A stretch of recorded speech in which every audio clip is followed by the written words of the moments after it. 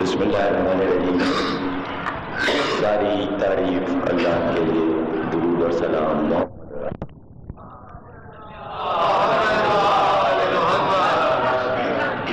مجالس تفسیر قرآن کی 5ویں تقریب آپ حضرات سماعت فرمائیں.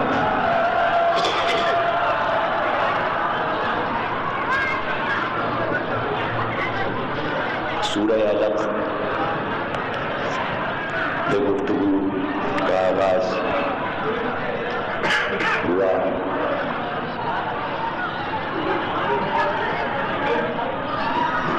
سورہ علق کو سورہ اقرا بھی کہتے ہیں اور اس کا ایک نام سورہ قلم بھی. 3 ناموں سے اس سورے کو یاد کیا جاتا ہے. پورے سورے میں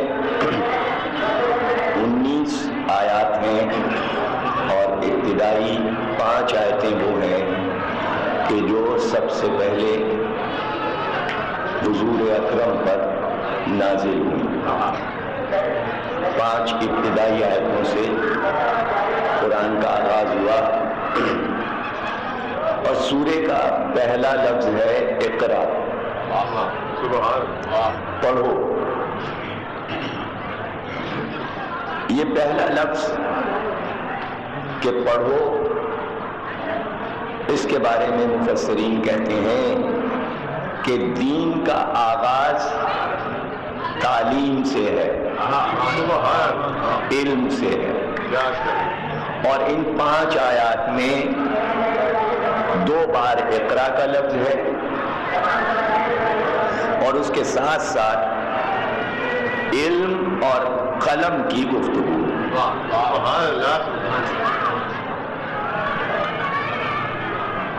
تو جس دین کا آغاز پڑھو، علم اور قلم سے ہو، اس دین کا مقصد ہے علم حاصل کرو، علم سکھاؤ، پوری زندگی علم کی چھاؤں میں گزارو، قلم سے لکھو، قلم سے جہاد کرو اور اپنی زندگی کو مقصد قلم کے لیے وقف کر دو. یعنی یہ ہے کل دین اسلام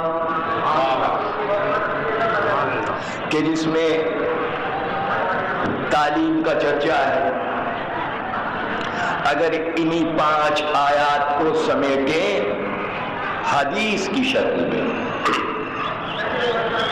تو یہ 5 آیتیں اس حدیث میں سمٹ آتی ہیں کہ میں شہر علم ہوں اور علی اس کا درجہ. گفتگو ہم کریں گے اس لیے کہ ان آیتوں کے رخ اتنے ہیں کہ اگر ایک ایک رخ پر بھی ہم گفتگو کریں تو ایک ایک تقریر کامل ہو جائے. مثلا اگر ہم اقرا پہ گفتگو شروع کریں، پڑھو، کیا پڑھو،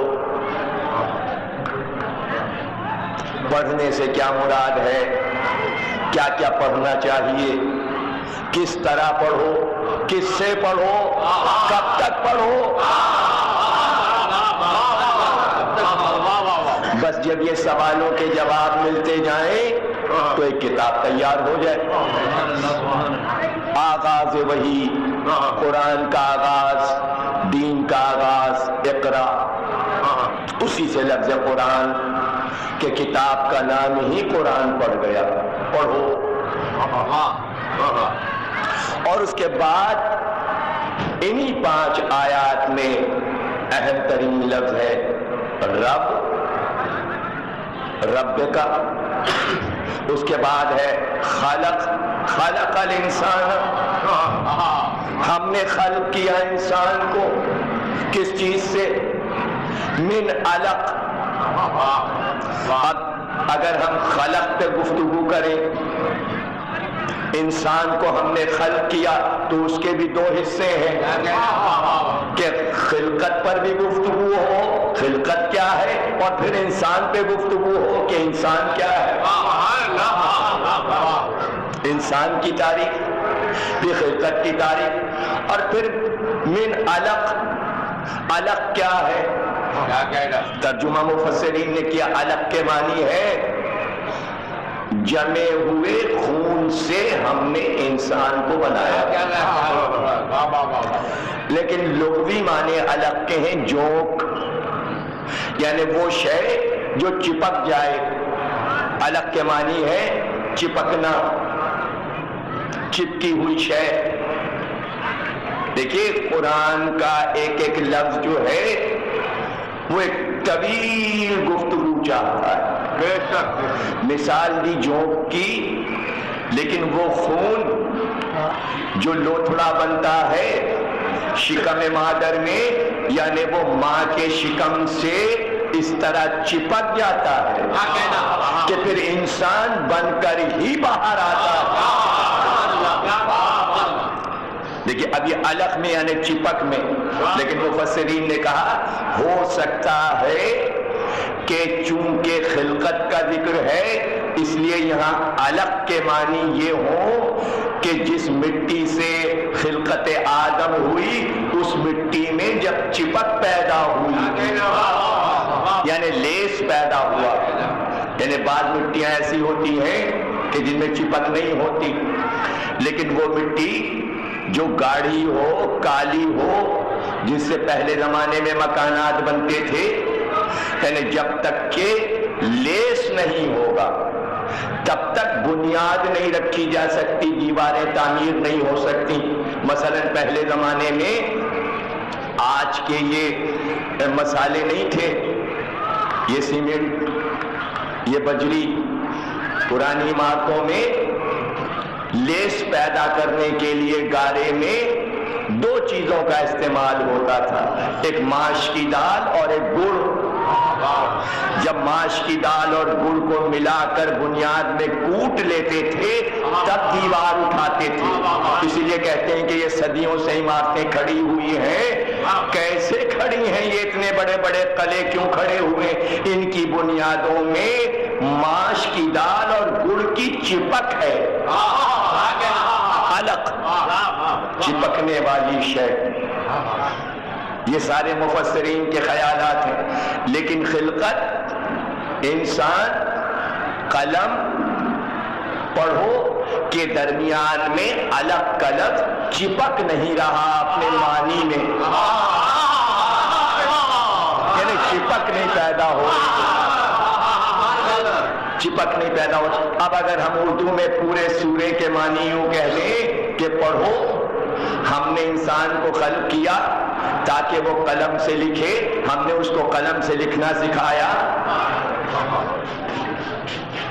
تو اب بیچ میں علق کا لفظ اپنا معنی پورا دے دے، قلم پڑھو، علم۔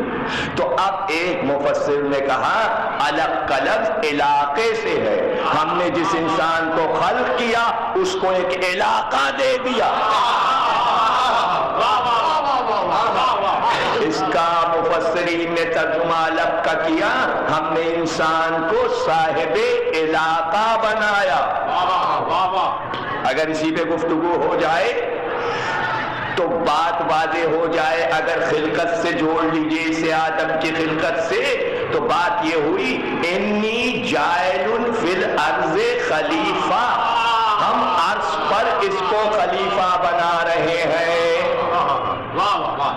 زہرہ پہ نہیں خلیفہ بنا کے بھیجیں گے، مشتری پہ نہیں، مریخ پہ نہیں، چاند پہ نہیں، سورج پہ نہیں، ہمارے تمام نظام شمسی میں جس کا نام ارض ہے، جیسے ہی لفظ ارض آیا علاقہ آیا، یعنی آدم کو خلق کیا، میں علاقہ، یعنی تمام علاقوں میں ایک علاقہ دیا کہ یہاں کا تمہیں ہم حاکم بنا رہے ہیں۔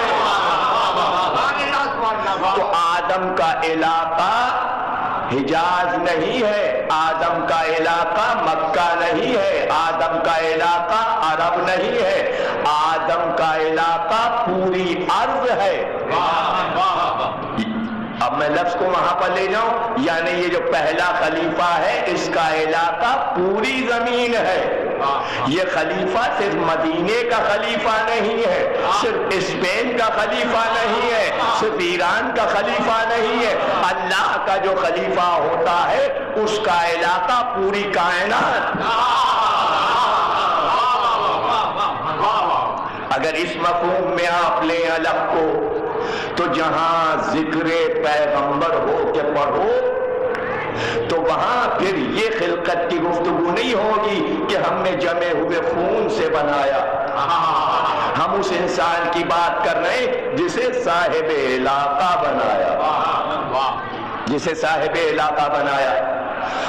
اور اگر کوئی یہ کہے کہ نہیں صاحب یہاں جمے ہوئے خون سے ہی مراد ہے، تو پھر قلم سے رشتہ جوڑیے. خون کا رشتہ قلم سے کیسے جڑے گا؟ جب تک رشتہ نہ جڑ جائے، یہ سوا معصوم کے کون بتائے کہ اگر تم وزیر ہو کہ یہاں الگ کے معنی خون ہے تو قلم سے رشتہ جوڑو. اس لیے اب حدیث معصوم کی بیان کرنا پڑے گی کہ شہداء کے لہو سے قلم افضل ہے.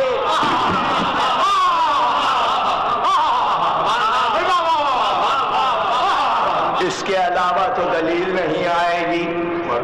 قلم عالم کے قلم کی روشنائی شہید کے خون سے افضل ہے. تو اگر خون کا تذکرہ قلم کے ساتھ ہے تو پھر قلم کی افضلیت شہید پر ہے. کیوں؟ اس لیے کہ اللہ نے سب سے پہلے قلم کو خلق کیا. اول ما خلق اللہ القلم، اللہ نے سب سے پہلے قلم کو خلق کیا. حدیث ختم نہیں ہوئی. اول ما خلق اللہ العقل، حدیث ختم نہیں ہوئی. اول ما خلق اللہ الروح، حدیث ختم نہیں ہوئی. اول ما خلق اللہ النور، اللہ نے سب سے پہلے قلم کو خلق کیا، اللہ نے سب سے پہلے روح کو خلق کیا، اللہ نے سب سے پہلے لوح کو خلق کیا، اللہ نے سب سے پہلے قلم کو خلق کیا، اللہ نے سب سے پہلے نور کو خلق کیا. راوی نے کہا ان سب میں پہلے کیا؟ ان سب میں پہلے کیا؟ یعنی ہر چیز پہلے خلق کی، ہر چیز پہلے خلق کی. کہاں؟ عقل پہلے، نور پہلے، علم پہلے، لوح پہلے، قلم پہلے. راوی پریشان ہو گیا کہ کیا مطلب ہے؟ یعنی سب چیزیں پہلے تو سب سے پہلے کیا؟ کہاں چیز پہلے؟ راوی نے کہا سمجھ میں نہیں آیا. معصوم نے کہا سمجھ لو، جو نور ہے وہی قلم ہے، جو قلم ہے وہی لوح ہے، جو لوح وہی عقل. خلقت ایک ہے، خلقت ایک ہے، اسی کے مختلف نام ہیں. وہی نور ہے، وہی عقل ہے، وہی قلم ہے، وہی لوح ہے.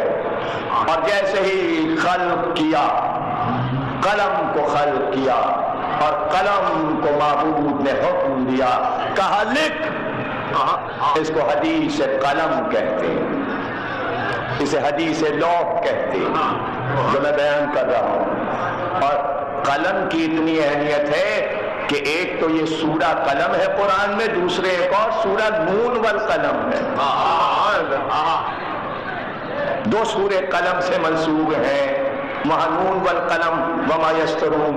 قسم ہے قرآن، قسم ہے قلم کی، وہاں قسم کھائی. یہاں پہلی وحی میں قلم کو رکھا، یعنی قرآن شروع ہو تو ذکر قلم سے، اور وہاں قلم کی قسم کھائی، تحریر کی قسم کھائی، نون کی قسم کھائی. یعنی اتنی عظمت ہے کہ اللہ قلم کی قسم کھائے. اور سب سے پہلے قلم کو خلق کیا، اور جب قلم کو خلق کیا تو اس سے کہا لکھ. قلم نے لکھا بسم اللہ الرحمن الرحیم. اللہ نے حکم دیا، قلم لوح پہ چلا. اور اس نے لکھا بسم اللہ الرحمن الرحیم، اور بسم اللہ الرحمن الرحیم لکھ کر اتنا قرآن، اتنا قلم سرشاری کی کیفیت میں آیا کہ 700 برس تک لوح پر بااسترار رہا، برسر پیکار رہا 700 برس۔ اس لیے حدیث آئی کہ جس نے اپنے کام کو شروع کیا اور بسم اللہ کہہ دیا تو بسم اللہ کہنے کا ثواب اس کو 700 برس کی عبادت کا ثواب دیا جاتا ہے جو اپنے کام میں بسم اللہ کہہ لیتا ہے۔ اس لیے کہ 700 برس تک قلم نے عبادت کی اللہ کا نام لکھ کر، اور اس کے بعد اللہ نے حکم دیا قلم کو کہ لکھ، تو قلم نے قیامت تک ہونے والی ساری باتوں کو لکھا۔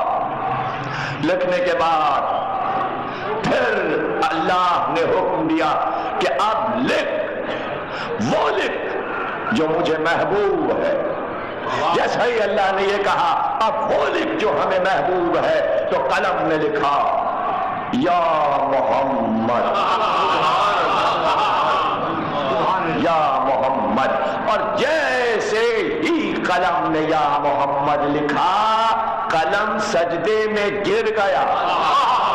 اب میں حدیث قلم پہ بحث اس لیے کروں گا کہ جب اللہ کا نام لکھا تھا تو سجدہ نہیں ہوا، جب محمد کا نام لکھا تو سجدہ ہوا، اور اس کے ساتھ ہی جب سجدے سے سر اٹھایا تو قلم کانپ رہا تھا۔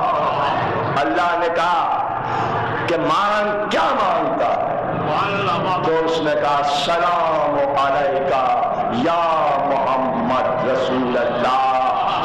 ادھر قلم نے سلام کیا، ادھر محمد نے قلم کو جواب سلام دیا، علیکہ السلام۔ اسی دن سے جواب سلام واجب ہوا۔ صلوات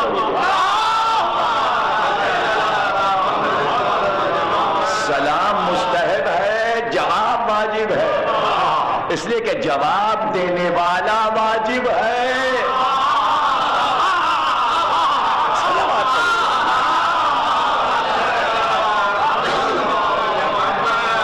عظمت جواب، عظمت جواب، جواب دیا، اور پھر اللہ نے حکم دیا کہ اب ہمارے عظیم بندوں کا امتحان لکھ۔ قلم نے انبیاء کے امتحان لکھنے شروع کیے۔ جملہ بڑا عجیب ہے، جہاں حدیث ختم ہو رہی لکھتے لکھتے قلم جب واقع کربلا پر آیا، تو جب لکھ چکا واقع کربلا قلم تو اتنی حیرت میں آیا، جیسے ہی قلم حیرت میں آیا اللہ نے حیرت کا وجود کیا کرنا۔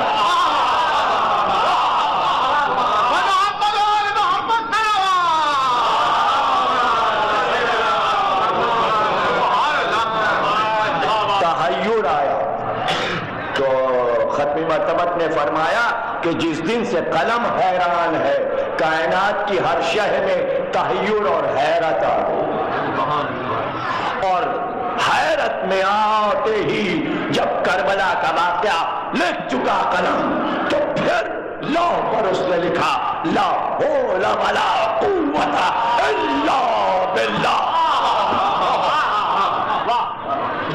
اب اس کلمے میں کیا راز ہے؟ یہ جب کربلا بیان کریں گے کہ حسین نے کہاں کہاں یہ کلمہ کہا، کیوں کہا، اس کلمے کا راز کیا ہے؟ یہ ہے حدیث لوح قلم۔ اسی لوح قلم کو اقبال نے شکوے میں نظم کیا ہے کہ یہی لوح قلم مسلمانوں کو ملے گا۔ یہ لوح قلم کس کو ملیں گے، کس کے نصیب میں ہے، یہ تو قلم بتائے گا۔ اس لیے کہ قلم کی عظمت ہے۔ قلم کون ہے؟ قلم کون ہے؟ قلم کے معنی کیا ہے، قلم کی عظمت کیا ہے؟ بھائی پورا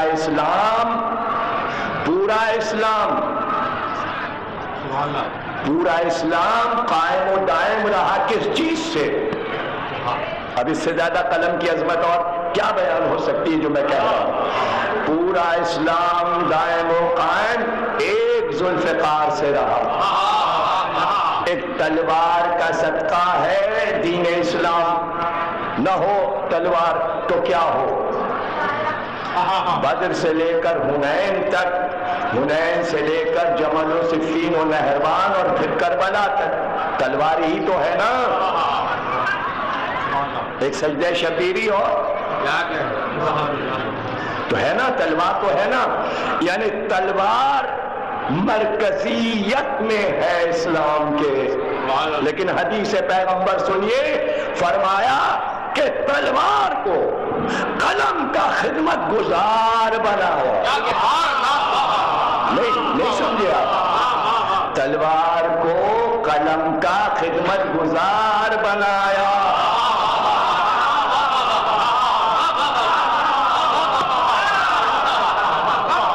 تلوار چلے تو قلم بنے، اور ادھر حکم دیا تلوار کو کہ قلم بنے۔ یہ حدیث لوح میں چل رہی ہے گفتگو، حدیث لوح و قلم۔ ادھر قلم بنا، جیسے ہی خط بنا تو کہا اب قط بنے۔ پہلے خط بنا پھر قط بنے۔ قط سمجھتے ہیں آپ؟ یعنی جب آپ نے چھیل لیا تو قلم کو ترچھا کاٹا جاتا ہے، یعنی ایک طرف کم حصہ ایک طرف زیادہ، جیسے یہ انگلی ہے، اور اس کے بعد بیچ میں شگاف دیا جاتا ہے۔ جب شگاف ہوا تو ایک قلم دو حصوں میں بٹا، ایک ذرا سا بڑا، ایک ذرا سے چھوٹا۔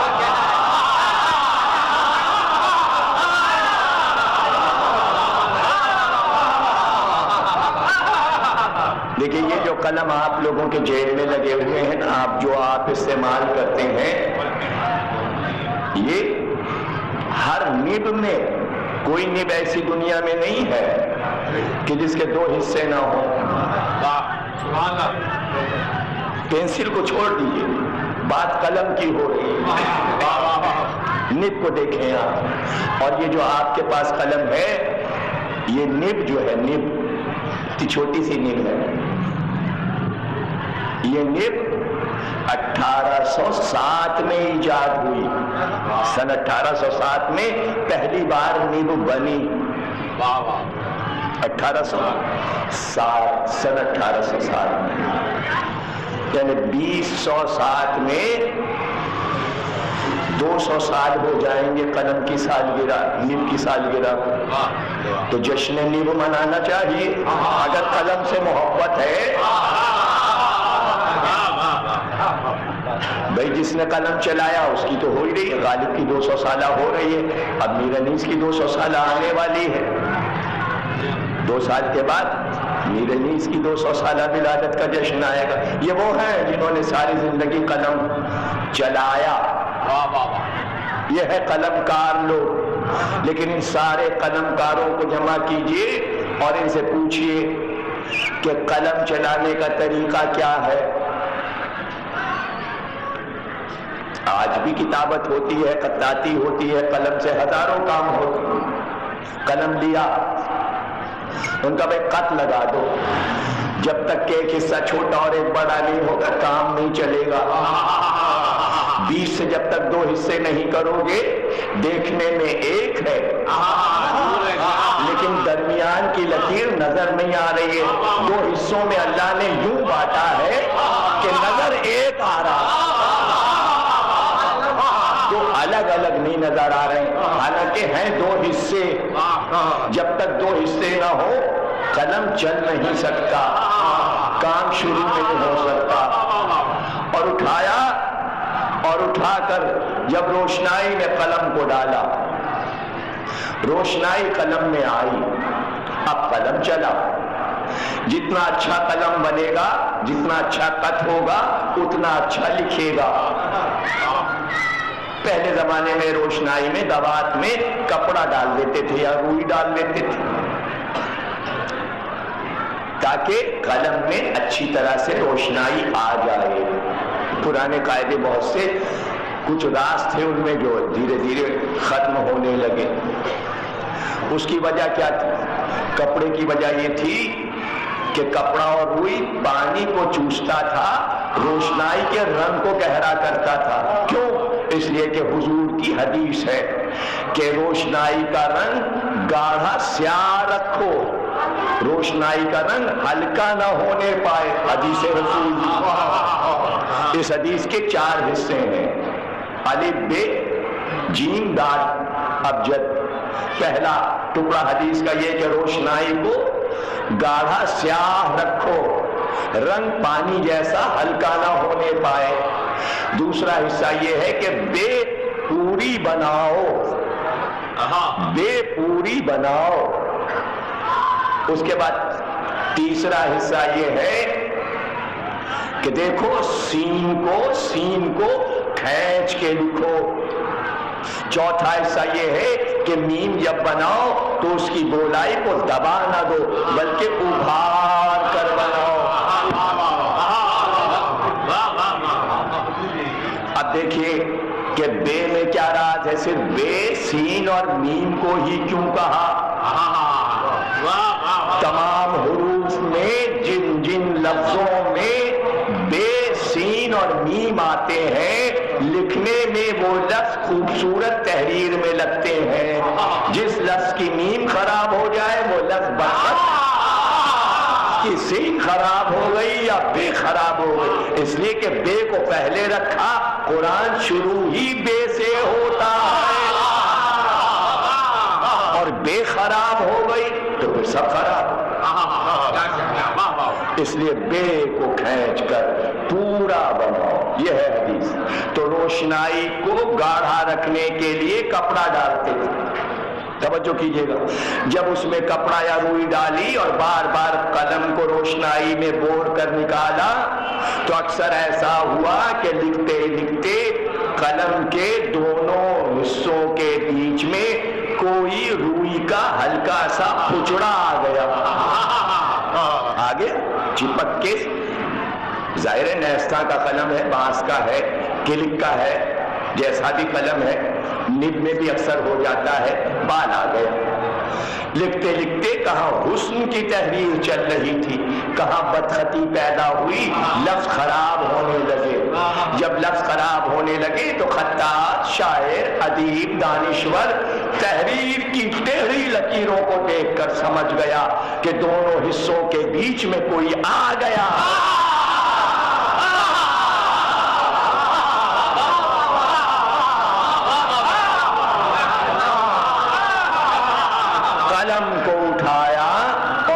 کر دیکھا، بہت باریک بینی سے دیکھا، کیا ان دونوں حصوں کے بیچ میں کوئی پھوچڑا آ گیا ہے؟ ادھر پھوچڑے کو نکالا، ادھر پھر تحریر صحیح شروع ہو گئی۔ پتا چلا قدرت جب کسی کو 2 حصوں میں بانٹ دے تو انہیں 2 سے کام لیتی ہے۔ یہ نہیں چاہتی قدرت کہ ان 2 کے بیچ میں کوئی آ جائے، اگر آ جائے تو نکال کے پھینک دو۔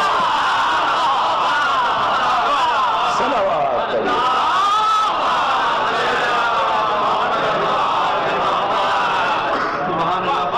تحریر کا تعلق حسن سے ہے۔ جب تک آپ 2 کے ساتھ ہیں آپ کے کام میں حسن ہے۔ اگر آپ نے بیچ میں ملاوٹ کر لی ہے تو آپ کے کسی کام میں حسن پیدا ہو ہی نہیں سکتا، پھر ہر چیز میں پھوڑ پنا نظر آئے گا۔ وہ دین ہو یا دنیا، آپ کی ذاتی زندگی ہو یا نجی زندگی، ہر ایک میں پھوڑ پنا نظر آئے گا۔ یہ قلم بتا رہا ہے، یہ قلم بتا رہا ہے۔ یہی وجہ ہے کہ اللہ نے قلم کی قسم کھائی اور قسم کھا کر کہا کہ اس تحریر کی قسم جو مستقبل میں لکھی جائے گی. آغاز حیات پیغمبر قلم، آغاز کائنات قلم، آغاز قرآن قلم، حیات پیغمبر کا اختتام قلم. پہلی وحی علم بالقلم، ہم نے قلم سے لکھنا سکھایا. جب ہم نے لکھنا سکھایا قلم سے تو اب کوئی یہ کہتے کہ نبی کو نہ لکھنا آتا تھا نہ پڑھنا آتا تھا. عجیب بات یہ ہے کہ یہ مقولہ بنا لیا مسلمانوں نے حضور کے لیے. حضور امی تھے، نہ لکھنا جانتے تھے نہ پڑھنا جانتے تھے، اور پہلی وحی پڑھنے سے شروع ہو اور لکھنے سے شروع ہو. پڑھو اور لکھو. جس نبی سے کہا جا رہا ہے پڑھو اور لکھو، اسی کے بارے میں مسلمان کہہ رہے ہیں نہ وہ پڑھنا جانتا تھا نہ وہ لکھنا جانتا تھا. تو پھر یہ اقرا کیا ہے اور قلم کیا ہے؟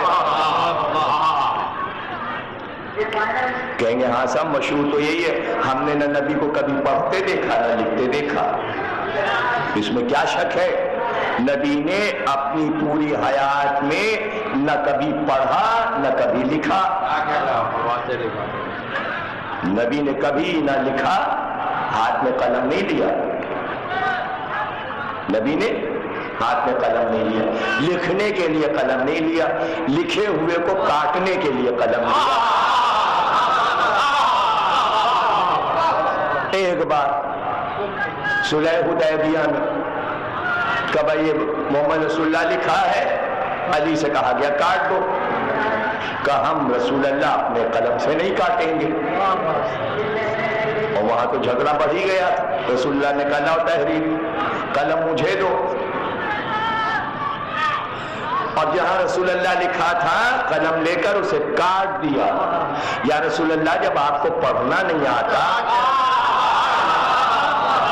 تو آپ کو کیا پتا رسول اللہ کہاں لکھا ہے، کون سا لفظ آپ نے کاٹا ہے. اور جب آپ کو لکھنا ہی نہیں آتا تو قلم آپ نے ہاتھ میں لیا کیوں؟ سبحان اللہ. اب اس پر تو شیعہ سنی متفق ہیں کہ یہ روایت تو ہے صلح حدیبیہ کی. تو اب میں آپ کو ذرا سا چاہوں گا کہ آپ اس پہ ذرا سا غور کریے. آپ سب ہمارے سامنے ہیں، تو جتنے آپ ہمارے سامنے ہیں اتنا آپ کو جانتے ہیں. ہمیں نہیں معلوم کہ یہ جتنے افراد بیٹھے ہیں انہیں کون کون سے کام آتے ہیں. ہم نے نہیں دیکھا. یہ کتنے لوگ ہوں گے جو اپنے گھروں میں جا کے لکھتے ہوں گے، لیکن ان میں سے کسی کو میں نے اپنے سامنے لکھتے ہوئے نہیں دیکھا. تو کیا میں یہ فارمولا بنا لوں کہ یہ جتنے بیٹھے ان کو لکھنا نہیں آتا؟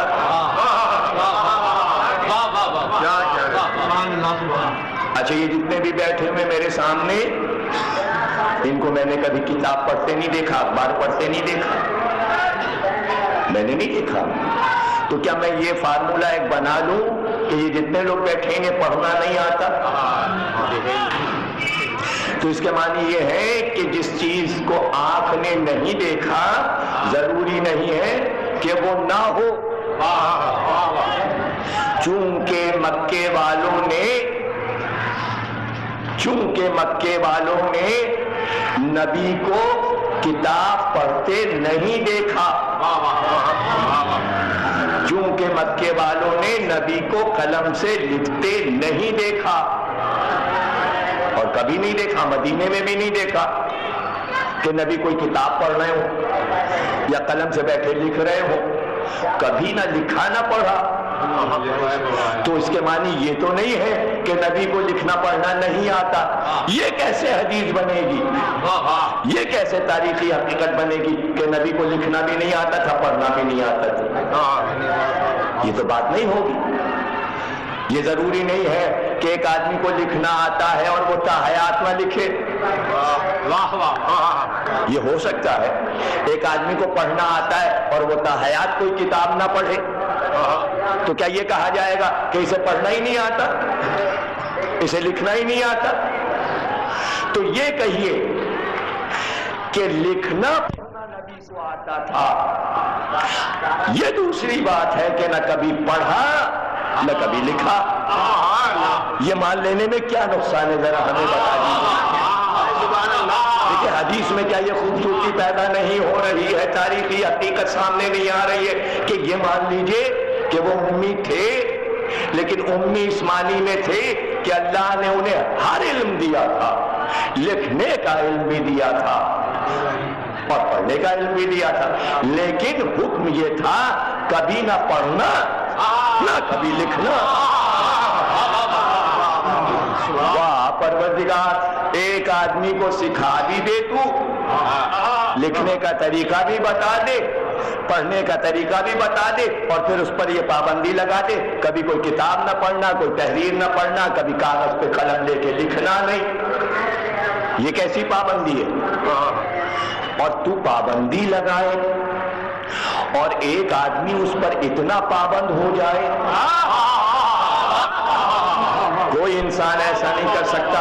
ہاں وہ نبی ہو تو ایسا کر سکتا ہے کہ سامنے کتاب آ جائے اور اس کی نگاہیں مطالعہ نہ کرنے لگیں۔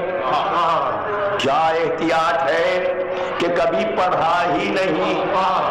کیا راز ہے پروردگار کہ لکھنا پڑھنا سکھا کر پابندی لگا دی کہ نہ کبھی پڑھنا نہ کبھی لکھنا۔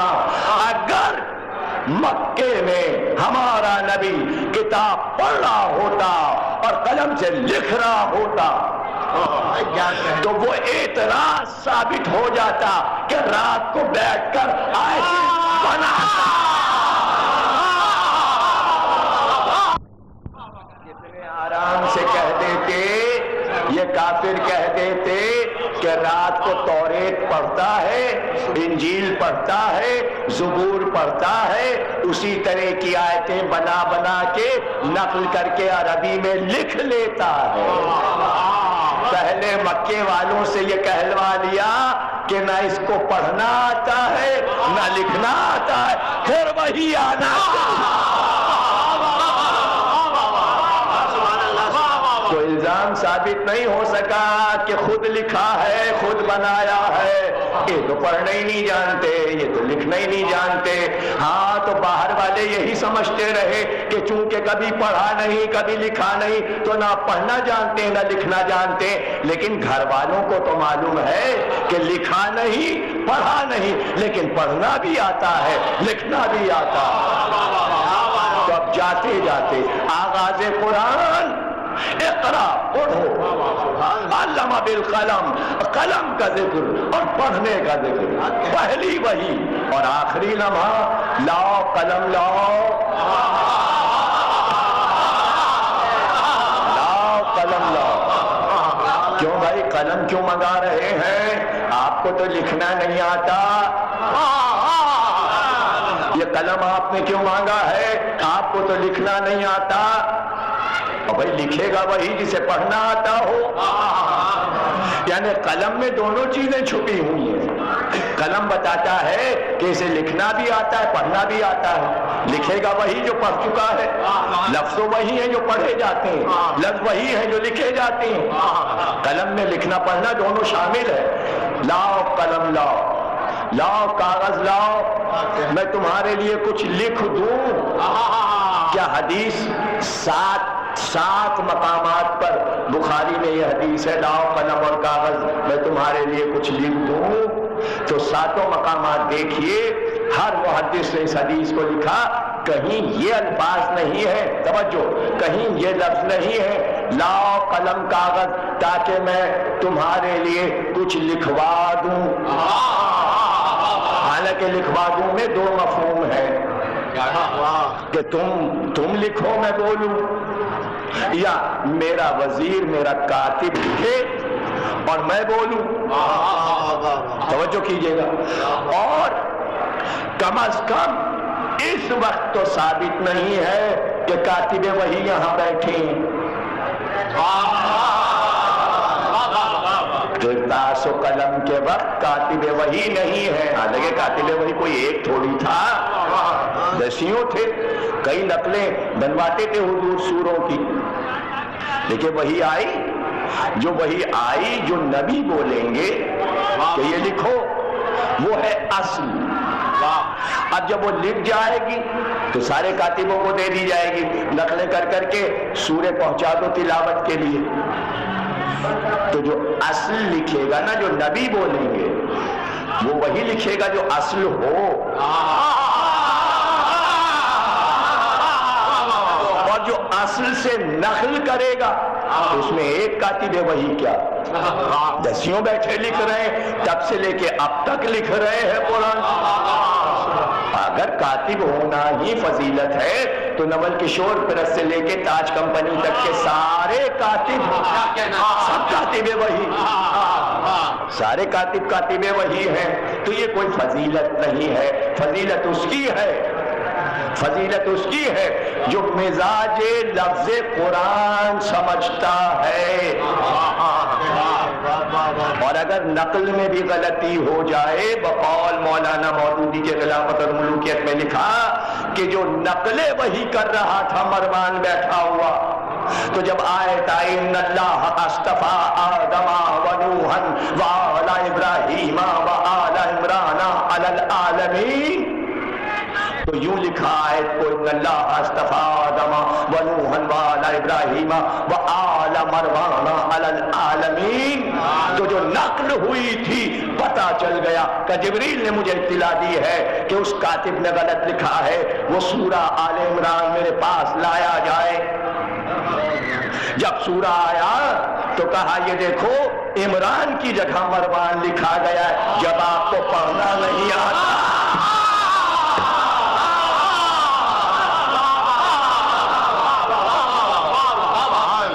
جب آپ پڑھنا ہی نہیں جانتے تو آپ کو کیسے پتا چلا کہ یہاں عمران کی جگہ مروان لکھ دیا گیا ہے؟ مودودی نے اس کو خلافت اور ملوکیت میں لکھا، لیکن اچھا نقطہ ذہن میں آیا کہ کاتب وحی نے آدم کا نام ہٹا کر نام نہیں لکھا، نوح کا نام ہٹا کر نام نہیں لکھا، ابراہیم کا نام ہٹا کر کوئی نام نہیں لکھا۔ یہ عمران کا نام یہاں سے کیوں ہٹا ہے؟ اس کے معنی یہ کہ یہ عمران جو ہے یہ زیادہ پرانا عمران نہیں ہے، یہ موسیٰ کا باپ عمران نہیں ہے، یہ مریم کا باپ عمران نہیں ہے، عیسیٰ کا نانا عمران نہیں ہے، یہ کوئی عمران آس پاس کا عمران ہے۔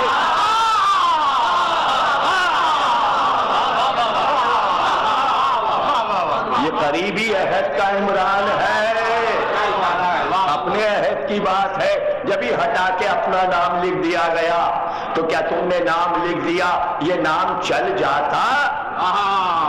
چل جاتا نہیں، بلکہ پتہ یہ چلا کہ وہاں سے سورے نکل کر دوسرے شہروں اور دیہاتوں میں چلے جاتے تھے، تو ایک آدھ گاؤں میں تو یہ آیت پھیل ہی جائے گی کہ اللہ نے چنا۔ کس کو چنا؟ اللہ نے انتخاب کیا آدم کا، نوح کا، ابراہیم کا، اور مروان کو چن لیا، تو آل مروان بھی انتخاب میں آ جائے گی۔ اب پتا چلا آیت میں چونکہ انتخاب کا ذکر تھا، اس لیے ہر کینڈیڈیٹ انتخاب میں شامل ہو، انتخاب میں شامل ہونا چاہ رہا ہے، لیکن انتخاب تو چوتھے پہ رک رہا ہے۔ بھائی آیت میں 4 انتخاب ہے نا، آدم، نوح، ابراہیم اور عمران، چوتھے پہ انتخاب رک گیا، چوتھے پہ انتخاب رک جاتا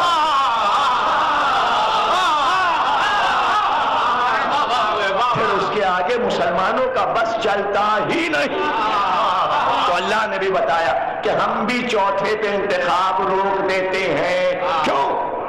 یہ چوتھے پہ انتخاب کیوں رک جاتا ہے؟ اس لیے رک جاتا ہے کہ پھر آخر تک چوتھا ہی رہے۔ بھائی جب آخری آتا ہے تو پہلے والوں کی نفی ہو جاتی ہے۔ قرآن آئے، قرآن آئے تو پھر پچھلوں کی نفی کر دے۔ آدم سے لے کر ہارون تک خلفاء آئے، تو جب چوتھا آئے تو 3 کی تردید ہو جائے، نفی ہو جائے، چوتھا رہے، اسی کا انتخاب چلے، تو بس عمران چلے گا قیامت تک۔ حضور نے کہا یہاں لفظ عمران ہے، مروان نہیں ہے۔ میں جانتا ہوں کہ ایسا ہوا ہے، لکھا گیا ہے، تو نبی کو علم ہے اور منگوا لیا اور بتا دیا کہ ہم لکھواتے ہیں تو علی لکھتے ہیں۔ اصل قرآن وہ ہے جو ہم علی سے لکھوا رہے ہیں۔ ہر ایک قرآن کے لفظوں کو سمجھ کر لکھ بھی نہیں سکتا، کم از کم ایک غلطی بنی امیہ کے کینڈیڈیٹ نے کر کے بتا دیا کہ املے میں کمزور تھے۔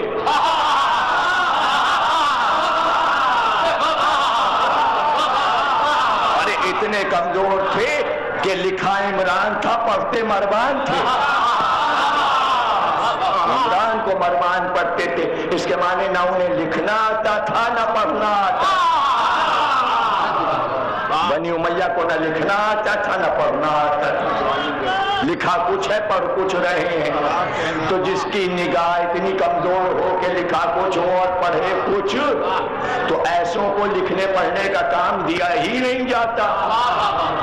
اور کم از کم اس واقعے کے بعد تو فضیلت رہ گئی، اور اس فضیلت کو قلم کی عظمت کو ظاہر کرنے کے لیے، ورنہ نبی کو کیا تھا کہ ہم لکھیں کچھ تمہارے لیے لکھیں۔ پورا قرآن لکھوا دیا ہے علی کے ہاتھ سے، اب وہ موجود ہے، لیکن آخر میں یہ کہنا کہ قلم لاؤ، کاغذ لاؤ، تاکہ میں کچھ لکھ دوں، اور لکھ دوں اس بات پر کہ میرے بعد تم گمراہ نہ ہو جاؤ۔ یا رسول اللہ پورا قرآن موجود ہے، یہ ان کو گمراہی سے بچا لے گا۔ اب کون سی تحریر ایسی رہ گئی ہے کہ جس کو آپ لکھ دیں گے تو یہ گمراہی سے بچ جائیں گے؟ تو قلم نہیں آیا، جواب میں قلم نہیں آیا۔ نبی نے قلم مانگا، قلم نہیں ملا، تو اب یہاں پہ فیصلہ کر لیجئے کہ امت سے قلم مانگا۔ نبی قلم نہ پا کے نہ پچھتائے، امت قلم نہ دے کے پچھتائی۔ یعنی قلم نہیں ملا پھر بھی نبی کامیاب رہے، امت نے قلم نہیں دیا، امت ناکامیاب رہی۔ تم میرے بعد گمراہ نہ ہو جاؤ، یعنی گمراہی کا کیا کہنا، بچنے کا نسخہ اس میں ہے۔ اگر میں نے لکھ دیا تو تم گمراہی سے بچ جاؤ، اور نہیں لکھا تو پھر نہیں بچو گے۔ تو نہ قلم آیا نہ حضور نے لکھا، تو سب گمراہ رہ گئے، ہیں گمراہ۔ اب حدیث چلی اور بخاری نے 7 جگہ لکھا، عبداللہ ابن عباس سے کئی جگہ لکھا کہ عبداللہ ابن عباس کے بیان کو صحیح بخاری نے تفصیل سے کہا کہ جب عبداللہ ابن عباس مجمع میں بیٹھتے اور کہتے ہائے وہ پیر کا دن، اور رونا شروع کرتے تو زمین آنسوؤں سے بھیگ جاتی، اور کہتے جاتے ہائے وہ دن جس دن رسول اللہ نے قلم مانگا۔ یہ قلم پہ اتنا رونا، اور اس گریا کا ذکر ہے قرآن میں بھی اور حدیث میں بھی، اور بخاری نے بھی ذکر کیا کہ قلم رسول اللہ کو نہیں ملا تو عبداللہ ابن عباس رو رہے ہیں اور بار بار سنا رہے ہیں کہ بخاری کو 7 بار لکھنا پڑا کہ حضور نے قلم مانگا اور قلم نہیں ملا، قلم نہیں دیا گیا۔ جواب بھی بخاری نے لکھا، اچھا ہوا کہ بخاری نے لکھا۔ اگر یہ روایت کسی ایک خاص فرقے کی ہوتی تو کوئی نہ مانتا، اس لیے سب نے مانا کہ پہلے محدث بخاری نے لکھا، اور جب بخاری نے لکھا تو سمجھیے مسلم نے بھی لکھا، ترمذی نے بھی لکھا، پھر سب نے لکھا۔ اور یہ سمجھ میں نہ آیا کہ 7 مقام پر کیوں لکھا کہ نبی نے قلم مانگا، نبی نے قلم مانگا، نبی نے قلم مانگا، اور جواب میں کہا گیا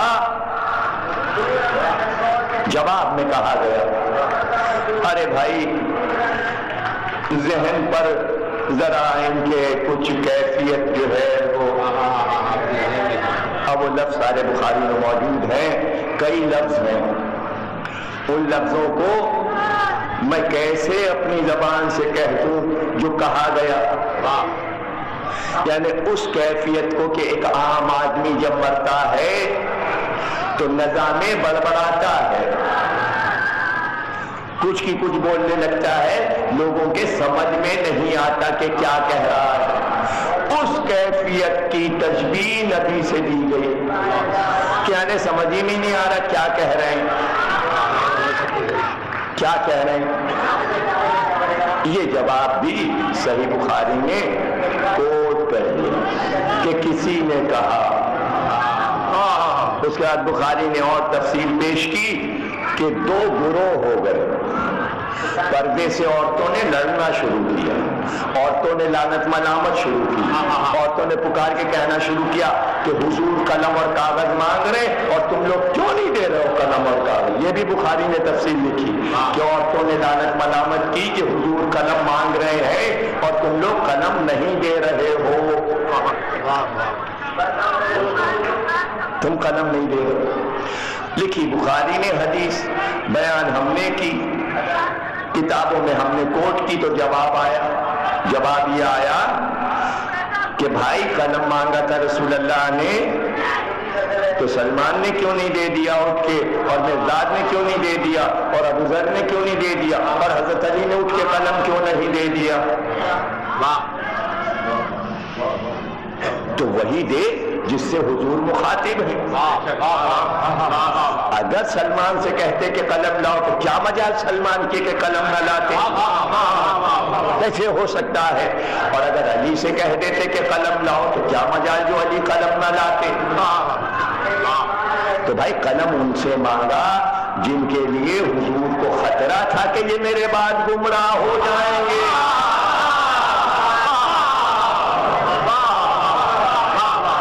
ان سے مانگا میرے بعد تم گمراہ نہ ہو جاؤ، لاؤ قلم لاؤ تاکہ میں کچھ لکھ دوں، تمہارے لیے کچھ لکھ دوں۔ ان کا ہذیان ہو گیا۔ تو اب جواب میں حضور نے کچھ فرمایا، حضور نے یہ فرمایا، توجہ کیجیے گا، حضور نے فرمایا نکل جاؤ یہاں سے، اٹھ جاؤ، اخرج، باہر جاؤ۔ عورتوں نے بھی کہا ہاں انہیں نکالو، حضور کی حالت ایسی ہو رہی ہے اور یہ لوگ ایسی باتیں کر رہے ہیں۔ یعنی بڑا خلفشا تھا وفات نبی کے وقت، نبی کو تو کوئی سکون، موت بھی نہیں امت نے آنے دی، یہ تو قیامت ہے، قیامت ہے۔ یعنی شہداء کی شہادتیں ایک طرف اور نبی کی وفات، اگر آپ اسے وفات کہتے ہیں، یہ شہادت سے کم نہیں ہے۔ بھائی انسان کو تکلیف پہنچا کر اور پھر مارا جائے تو وہ قتل ہے، وہ شہادت ہے۔ یعنی وہ جا رہا ہے دنیا سے تو پرسکون نہیں جا رہا اور اپنے لیے قلم مانگ نہیں رہا۔ تو جب یہ پتا ہے کہ جملہ یہ کہا ہے کہ میرے بعد گمراہ نہ ہو جاؤ تو نسخہ دے گا دے دو، تو دل میں چور ہے۔ چور یہ ہے کہ یہ یقین ہے کہ جو لکھا جائے گا، خطرہ یہ ہے کہ جو لکھا جائے گا وہ سارا کا سارا علی کے بارے میں ہوگا، اسی لیے تو نہیں دیا۔ اگر اپنا فائدہ سوچ لیتے تو دے دیتے، دل میں چور تھا، ایسا نہ ہو جائیداد لکھ دیں، ایسا نہ ہو خلافت لکھ دیں، ایسا نہ ہو حکومت لکھ دیں۔ ارے بھائی اگر لکھ بھی دیں تو پھاڑ دینا، لکھوا تو لو، بات ہو گئی اور اسی منزل پر گفتگو ختم ہو جائے گی۔ آج کا موضوع قلم رہا، اگر اجزا بچ گئے تو آنے والی تقریروں میں عرض کر دیں گے۔ لکھوا لو، نہ ماننا، نہ عمل کرنا، قلم تو دے دو، قلم تو دے دو۔ کئی باتیں قلم نہ دے کر یہ بتایا کہ اگر قلم دے دیا تو لکھ بھی دے گا. تو اس قلم کی حدیث نے قرطاس و قلم نے بتا دیا کہ ان سب کو یقین تھا کہ نبی کو لکھنا آتا.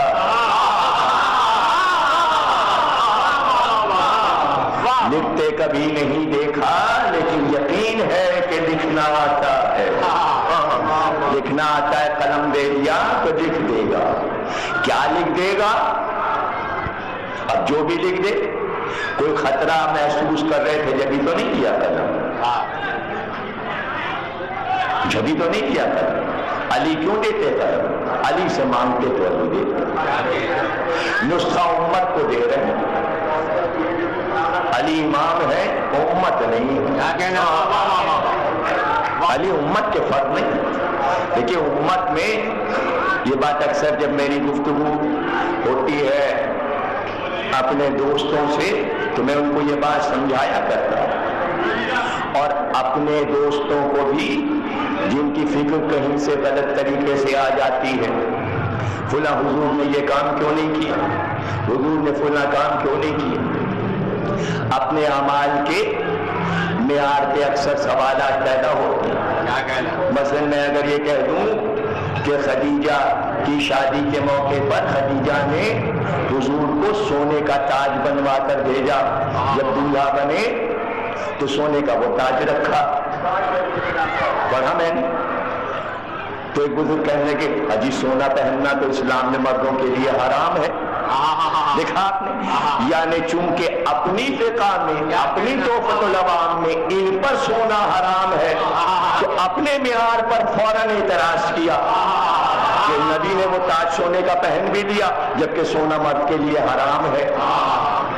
دیکھیں چونکہ اپنے معیار پہ پرکھا. اب کون سمجھائے کہ سونا حرام اس وقت ہوگا جب قرآن آ جائے گا, جب فقہ آ جائے گی.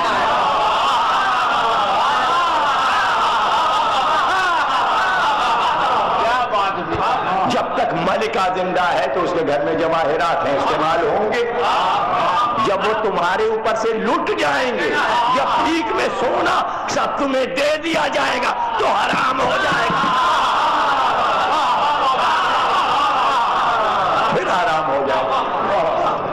اب کہیں پر بھی آپ اعتراض, یہی اعتراض انگریز کرتے ہیں, یہی اعتراض انگریز کرتے ہیں. امت میں, نبی میں اور نبی کی اولاد میں اور امت میں زمین آسمان کا فرق ہے. جو احکامات امت کے لیے ہوں گے ضروری نہیں کہ وہی احکامات آل کے لیے بھی ہوں. تھوڑا سا فرق بتا دوں تو آگے بڑھوں, تاکہ یہ بھی ایک تقریر کا پورا موضوع ہے. آنے والی کسی تقریر میں تفصیل سے عرض کریں گے کہ آل میں, نبی میں اور امت کے احکامات میں فرق ہے. مثلا بھائی یہ مشہور بات ہے نا, 4 شادیاں مسلمان کر سکتا ہے, 5 تو نہیں کر سکتا نا. تم 4 عقد کر سکتے, 4 کی اجازت ہے, 5ویں کی تو نہیں ہے نا اجازت. جب 5ویں کی نہیں ہے تو 6ٹھی کی نہیں ہے. اور حضور آپ 19 بیویاں آپ کے, نہیں مزہ آیا آپ کو. امت 4 سے زیادہ نہیں کر سکتی, حضور 19 سے اوپر 28 تک کر سکتے ہیں, یعنی کوئی لمٹ ہی نہیں ہے. امت میں اور نبی میں فرق ہے. تم 4 کے آگے نہیں جا سکتے, وہ جہاں تک چاہے جائے, کوئی روکا نہیں جائے گا. حق پہ حق کیے جائے, لیکن اللہ منع نہیں کرے گا اب نہ کرنا, کیے جاؤ کیے جاؤ.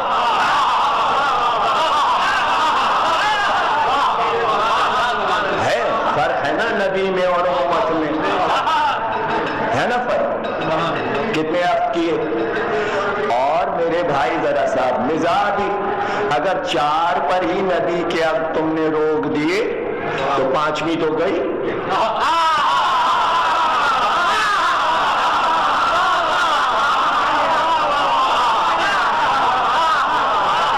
اگر نبی 4 عقد کر سکتا ہے تو لو 4 مہینے گنے.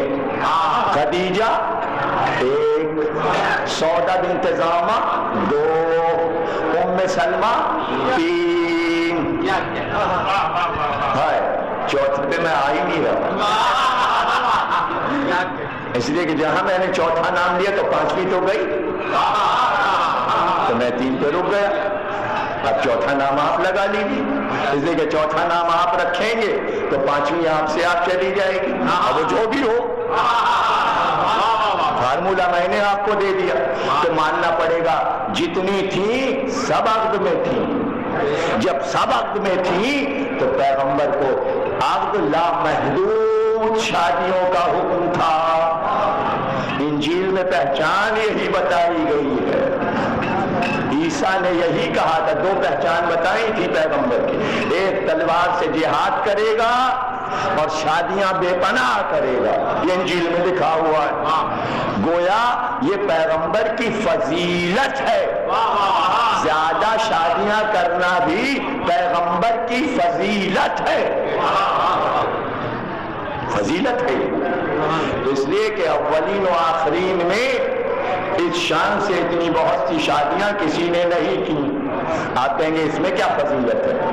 جتنی شادیاں کرتا جائے گا اتنے ہی اس کا عدل الہی جیسا ہوتا جائے گا۔ تمہیں 4 کا حکم کیوں ہے؟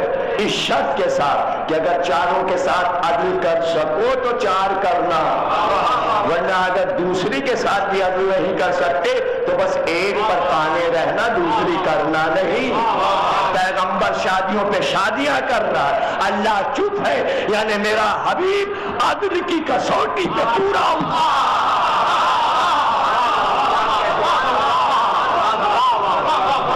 یعنی کوئی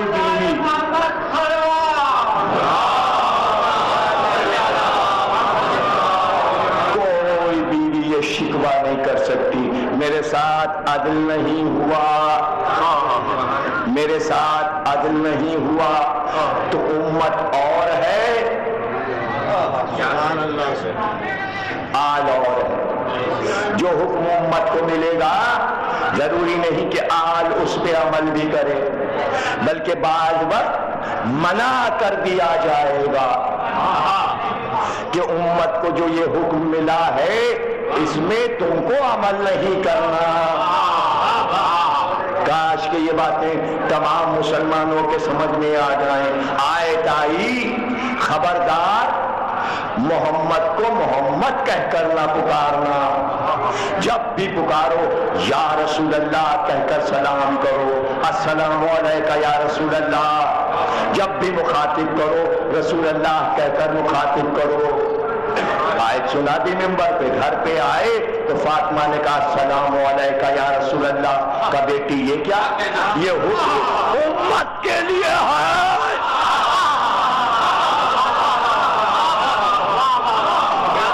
تم تو السلام علیکہ یا بتے، اے بابا جان آپ پر سلام، جب تک حدیث قصہ ہے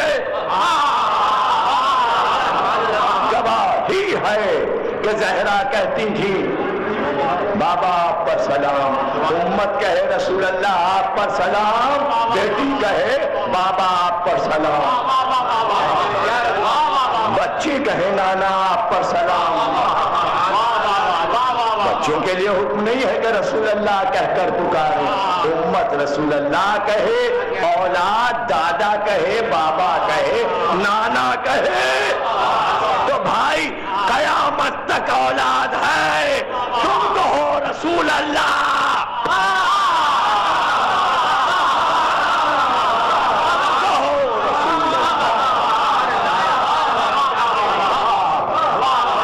فرق ہے، امت اور ہے، آل اور ہے، امت اور ہے اور آل اور ہے، فرق ہے۔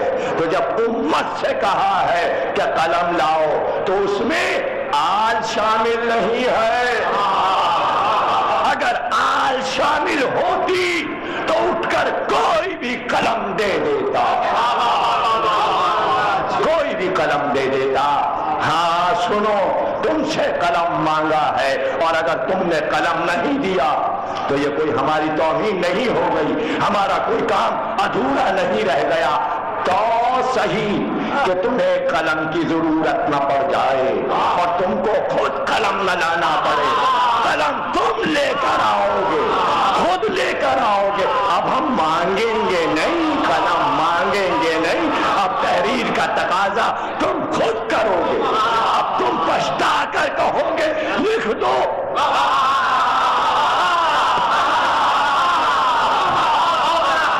ہو گئی تقریر قلم کے موضوع پر ہو گئی. ابھی کتنے دن ہوئے نبی کی وفات کو. اب میں بتاؤں کہ نبی کے بعد پہلا فاتح کون ہے؟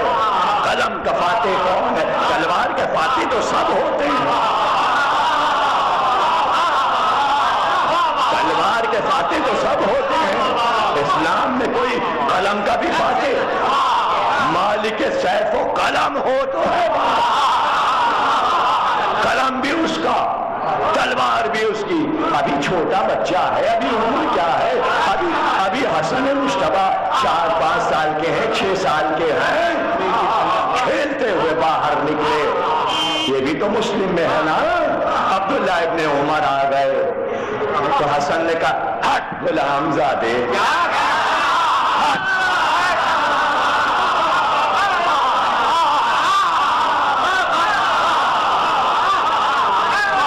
ہم غلام کی اولادوں کے ساتھ نہیں کھیلتے, ہم غلام کے بیٹے کے ساتھ نہیں کھیلتے, ہم غلام زادے کے ساتھ نہیں کھیلتے. بتایا ہم سید زادے ہیں, ہم سردار زادے ہیں, ہم سردار ہیں. سرداروں اور غلاموں کا کیا ساتھ؟ کھیل میں بھی ساتھ نہیں ہے, کھیل میں بھی ساتھ نہیں ہے.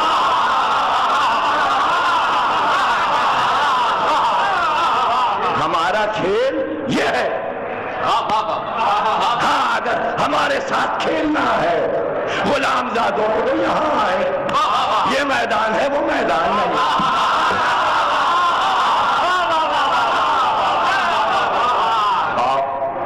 یہ ہے لفظیات کا کھیل. آؤ, حدیثیں ہیں, تاریخ ہے, علم کلام ہے, تفسیر, علم کا کھیل. کھیل کو معیوب نہ سمجھیں. ابھی جان تک سے لوگ کھیل جاتے ہیں.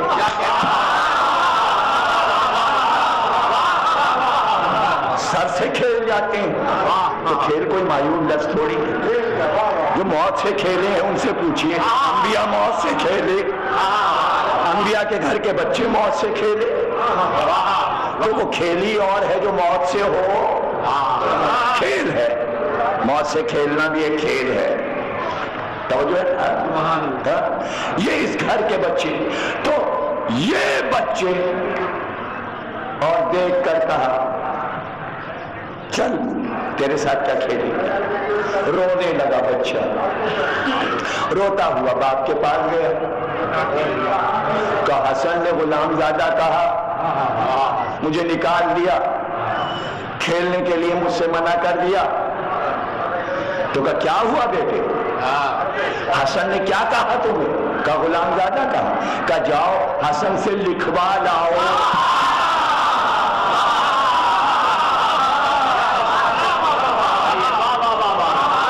جاؤ لکھوا لاؤ.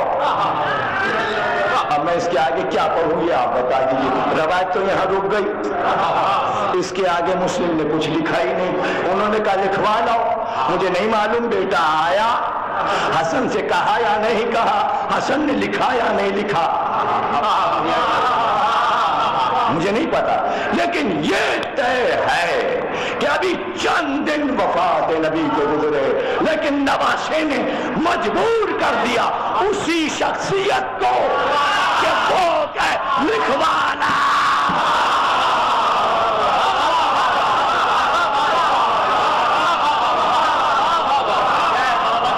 اب آج تم کہہ رہے ہو لکھوا لاؤ, جب نبی کہہ رہا تھا لاؤ لکھ دوں تو قلم نہ دیا.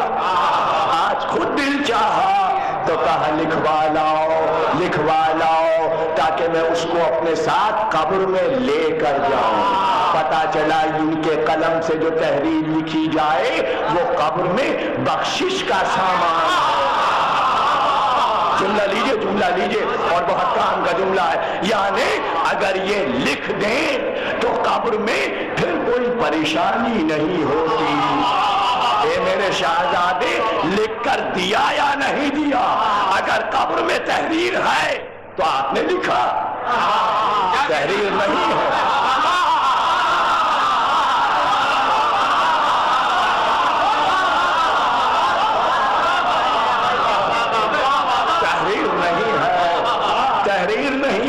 تحریر اس لیے نہیں ہے کہ اگر بیٹا آیا ہوگا، اب تو قیاس ہے، حدیث تو رک گئی، اب تو حدیث آگے ہے ہی نہیں، اب تو قیاس ہے. مانیے یا نہ مانیے، ہو سکتا ہے بیٹا آیا ہو اور حسن سے کہا ہو لکھ دیجئے تو کہا ہوگا کیوں؟ جب نانا نے کہا تھا کہ لاؤ لکھ دو تو تمہارے ابا نے لکھوایا نہیں.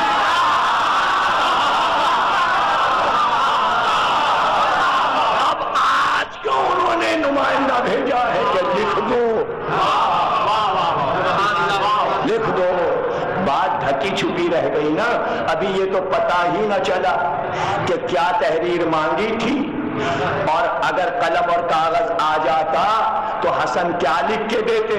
لیکن وہاں بھی بات ڈھکی چھپی ہے کہ نبی کیا لکھتے، یہاں بھی پردہ رہ گیا کہ حسن کیا لکھتے. دونوں حدیثیں ادھوری رہ گئیں. حدیث کو کامل ہونا چاہیے، اسی گھر کا کوئی بیٹا ہی حدیث کو کامل کرے گا. تو نیشاپور کا راستہ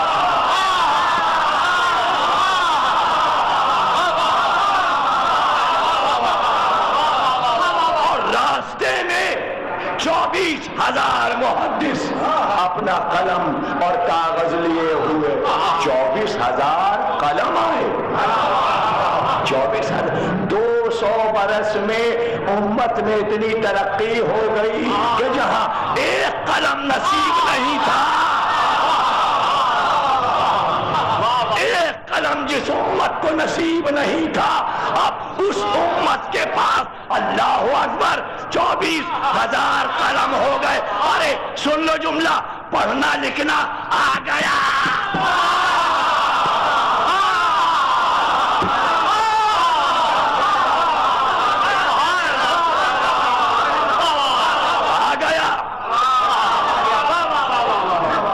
اتنے جاہل تھے کہ نبی نے قلم مانگا تو کسی کے پاس قلم ہی نہیں تھا. یہی تو مطلب ہوگا. قلم تھا ہی نہیں، کاغذ تھا ہی نہیں، چونکہ لکھنا پڑھنا نہیں آتا تھا، آتی نہیں. جاہل تھے.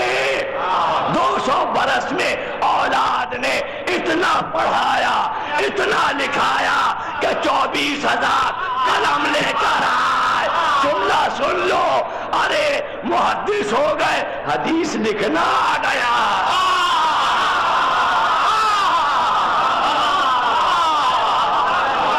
حدیثیں لکھنا آ گیا. تو اب حدیثوں کی کتابیں، اب ہماری کتابوں کی کوئی اہمیت ہی نہیں ہے.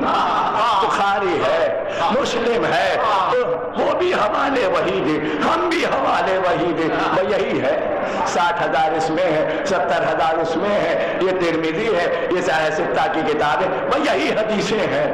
تمہیں سے لکھوائی، تمہیں سے لکھوائی، تمہارے قلم سے لکھوایا. تم اگر نہ لکھنا جانتے اور ہم لکھ کے چھوڑ جاتے تو تم کبھی مانتے کل علم اس کو دوں گا جو مرد ہے؟ کبھی نہ مانتے. اگر ہم لکھ کے چھوڑ جاتے تو تم کبھی نہ مانتے. چونکہ بخاری نے لکھا کہ کل علم مرد کو دوں گا. تو اب سمجھ میں آ گیا، اب سمجھ میں آ گیا کہ کہا علی تم میرے بھائی ہو دنیا میں بھی اور آخرت میں بھی. بخاری نے لکھا اس لیے مان لیا، اس لیے مان لیا. حسن اور حسین جنت کے جوانوں کے سردار ہیں. ہم لکھتے تو نہ مانتے. تم نے لکھا، تم نے لکھا، اور تم نے لکھا تو اب وہ موقع آ گیا کہ وہ لکھوا دوں.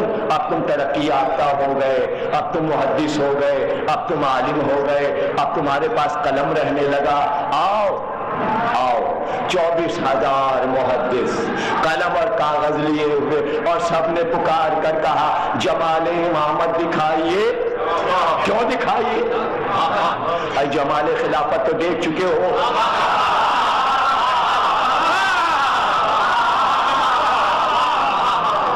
کیا پریشانی کیا ہے؟ اور شہزادہ بھی عجیب ہے ہمارا. اے مولا آپ یہ ہماری پہ پردہ ڈال کے کیوں جا رہے ہیں؟ یہ آپ تو امام ہیں, یہ ہماری پہ پردے کیوں پڑے ہوئے ہیں؟ پردے وہاں ڈالے جاتے ہیں جہاں نگاہ بد سے نظر کا خوف ہوتا ہے, ورنہ مرد پردے میں کیوں رہے؟ مرد پردے میں کیوں رہے؟ یا پھر عظمت اور بزرگی کی بنا پہ پردہ ہوتا ہے. تو مرد بھی کبھی کبھی عظمت کے لیے پردہ ڈال لیتا ہے. ابھی کعبہ عورت ہے یا مرد؟ قرآن عورت ہے یا مرد؟ کعبہ بھی مرد ہے, قرآن بھی مرد ہے. یہ بھی پردے میں, وہ بھی پردے میں. تو کبھی کبھی مرد بھی پردے میں رہتے ہیں. تو یہ بھی پردہ ڈالے ہوئے ہیں ہماری میں. اس لیے پردہ ڈالیں تاکہ تم کہو تو کہ پردہ ہٹائیے, جمال دکھائیے. کھلا جمال ہوتا تو کیا دیکھتے؟ دیکھ کے رہ جاتے. جمال امامت دکھائیے. اب پتہ چلا کہ جلال امامت جمال امامت اور ہے, خلافت کے جلوے اور تھے. دیکھ چکے, اب جمال امامت دکھائیے. پردہ ہٹا, نور چمکا تو گھوڑوں سے کود پڑے, رکابوں کو کاٹ دیا خنجر نکال کر, زین کاٹ کے پھینک دیے, نالینیں اتار کر تسمے توڑ کر پھینک دیے, ننگے پیر چلے اور چیخیں مار کر رونے لگے. جمال ہی ایسا تھا, جمال ہی ایسا تھا کہ آنکھ سے آنسو جاری ہو گئے. آواز آئی کچھ بیان کیجئے, کچھ لکھوا دیجئے. قلم تڑپ رہے ہیں انتظار میں, کاغذ پہ چلنے کے لیے, سینے کرتاس پہ قلم چلنے کے لیے مچل رہے ہیں. کچھ لکھوا دیجئے. کہا اچھا لکھو, لکھ لو, لکھو. آئے آئے ائمہ آئے, انبیاء آئے, سلسلہ ہم تک آیا, ہم سے بیان کیا ہمارے والد گرامی امام موسی کاظم.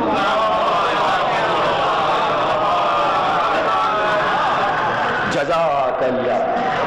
یہ امامت کا دربار ہے. بات شروع کرتے ہیں تو پہلے اپنی ولدیت بتاتے ہیں. محدث قابل اعتبار وہ ہوتا ہے جس کی ولدیت صحیح ہو. پہلے باپ کا نام لیا. ہے اسلام کا کوئی راوی ایسا اس شان سے اپنے باپ کا نام مجمع میں لے, جبکہ اسے معلوم ہے, جملے کا مزہ لیجئے, جبکہ اسے معلوم ہے 24,000 قلم لکھ رہے ہیں. ہے ابن زیاد اپنے باپ کا نام 24,000 قلموں سے لکھوا سکتا تھا پکار کے. تھی ہمت یزید میں.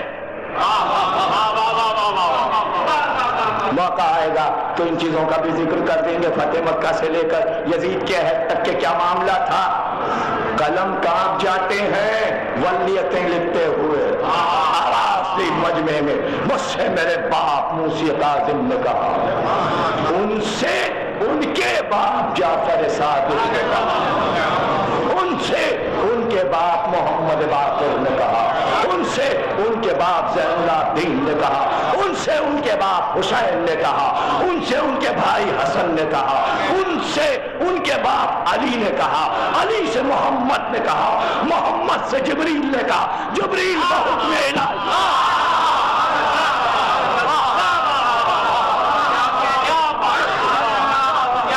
کیا مطلب ہے اس کا؟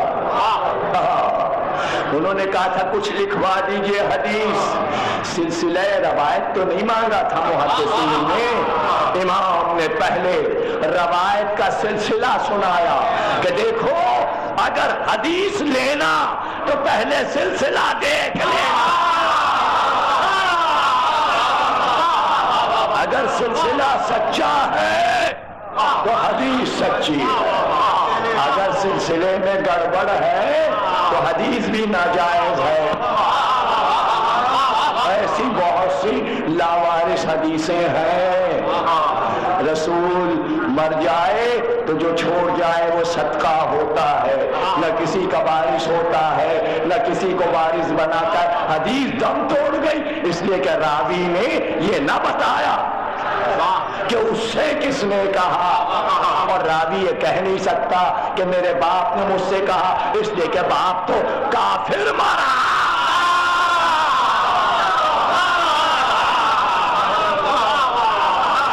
باپ تو کافر مرا، کلمہ نہیں پڑھا، مسلمان نہیں ہوا، تو ولیتیں کہاں جائیں گی، سلسلہ روات کہاں جائے گا.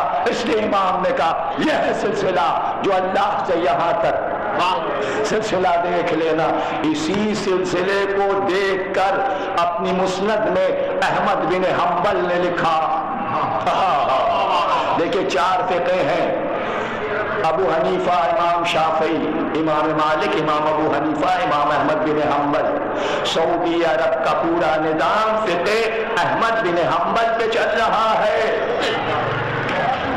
ان کی فقہ پہ پورا عرب چل رہا ہے، حنبلی فقہ پر. اور حنبلی فقہ کا امام اپنی کتاب میں لکھتا ہے، عجیب جملے لکھے.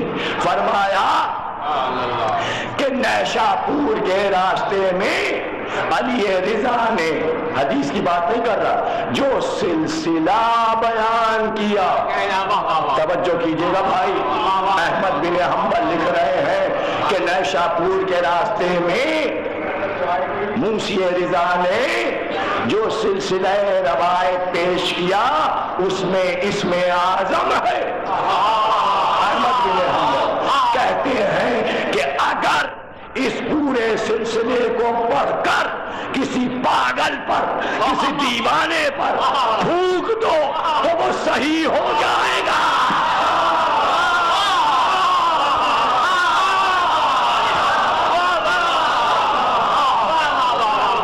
جزاک اللہ، ماشاء اللہ، خوب سنا آپ نے. اور بس آخری اجزاء ہے تقریر کے، ذرا سا غور کر لیجیے. اور یہ جملے آپ کے لیے تحفہ ہے کہ اس حدیث کا سلسلہ جو اولاد رسول سنائے تو دیوانے پہ پڑھ کے پھونکا جائے تو دیوانہ صحیح ہو جائے. اس کا جج آخر وقت جب قلم مانگے تو ہذیان کیسے.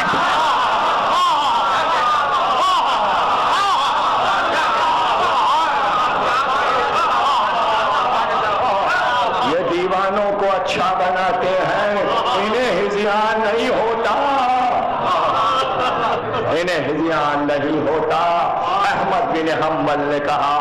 اور قم کے بادشاہ نے، اس وقت کا جو رئیس تھا قم کا، اس نے مرتے وقت یہ وصیت لکھوائی کہ نیشاپور کے راستے میں امام رضا نے جو حدیث سنائی ہے اس کو سونے کے پانی سے، سونے کی تختی پر لکھ کر میری قبر میں رکھ دینا. سنہرے حروف سے لکھ کر اس سلسلے کو میری قبر میں رکھ دینا. اسی لیے تو ہم اپنے مردے کو یہ سلسلہ چلتے وقت سنا دیتے ہیں، بازو ہلا کر سن اور سمجھ،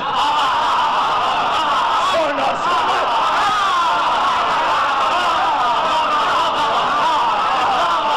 کون نیشاپور کرا؟ ارے وہ امام کا سفر تھا اور سلسلہ نور کا سفر تھا، اور یہ مردے کا سفر ہے. وہ نور کا سفر تھا، وہ علم کا سفر تھا، وہ قلم کا سفر تھا. قلم اور علم ساتھ ساتھ. تقریر ختم ہوئی، پہلی وحی میں علم بھی ہے اور قلم بھی ہے، اور مردہ جا رہا ہے، علم بھی ہے قلم بھی تو چلتا ہے کفن پر جب زیارت وارثہ خاک شفا سے لکھی جاتی ہے.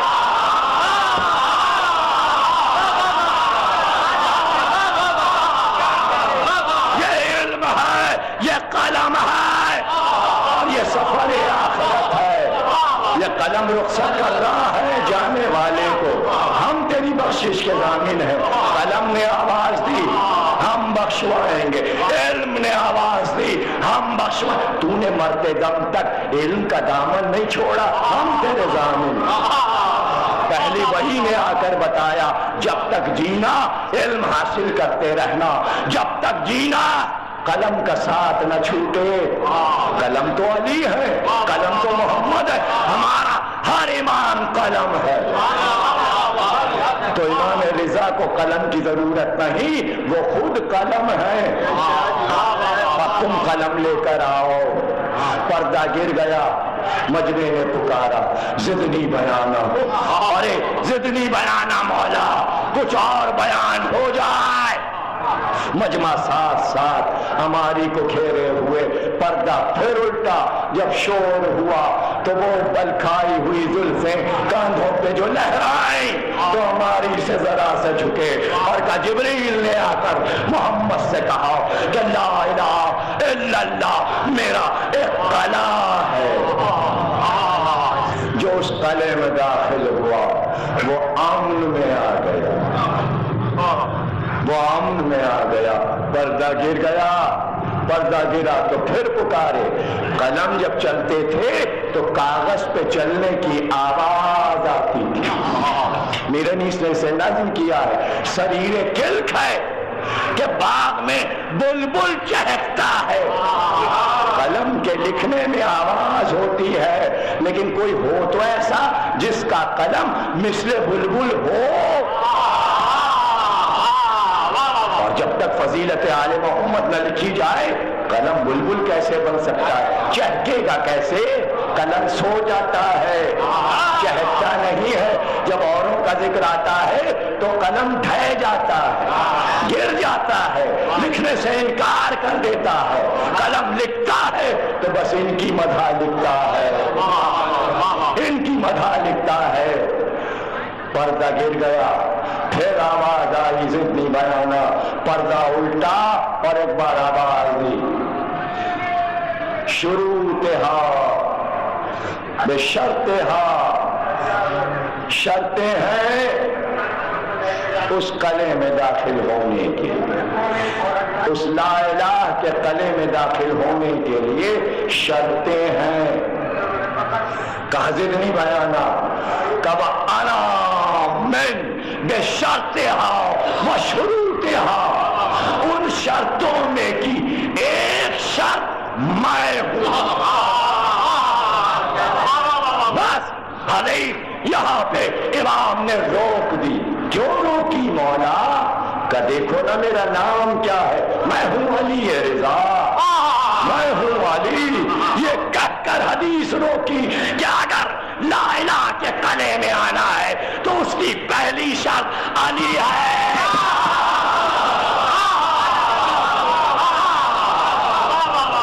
علی ولی اللہ, علی ولی اللہ. جب تک علی نہیں لا الہ نہیں, جب تک علی نہیں لا الہ نہیں. تقریر کا آخری جملہ اب سمجھ میں آیا کہ نبی نے جو قلم کاغذ مانگا تھا تو کیا لکھوانا تھا.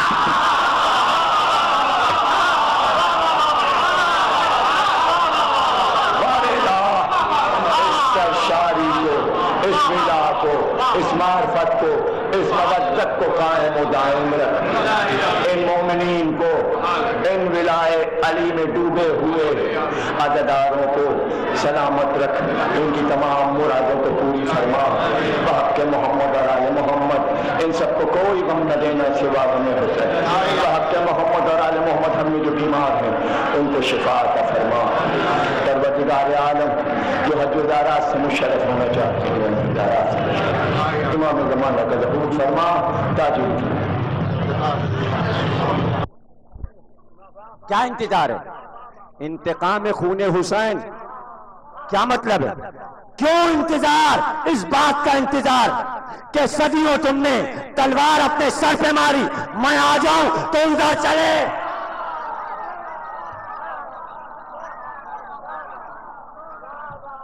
پھر اب وہ بھی دیکھ لینا، وہ بھی کما تم دیکھ لینا، وہ بھی تلوار کما تم دیکھ لینا. وہ اسی انتظار میں حکم ہو اور وہ آ جائیں. حسینی معاشرہ ہر عہد میں ارتقا کرتا گیا، کوئی روک نہیں سکا، کوئی روک نہیں سکا. ہر لڑائی میں علی نے اشارہ کیا، جمل میں بتایا، گرفتار ہو کر مروان آیا کہ چھوڑ دو اس کو، اس کی اولاد قاتل ہے، ہمارے اولاد، ہمیں معلوم ہے اس کے کون کون سے بیٹے بادشاہوں. کسی کو ناز تو ہو، معلوم ہو اور چھوڑ دے، یہ شان کون سی ہے؟ اللہ کو معلوم ہے اولاد آدم کو بہکائے گا، چھوڑ دیا. وقت معلوم کی مہلت دے دی. جو اللہ کرتا ہے وہی علی کرتا ہے. اللہ نے جملہ دے رہا ہوں، اللہ نے ایک شیطان چھوڑا، علی نے بہت سے شیطان چھوڑ دیا.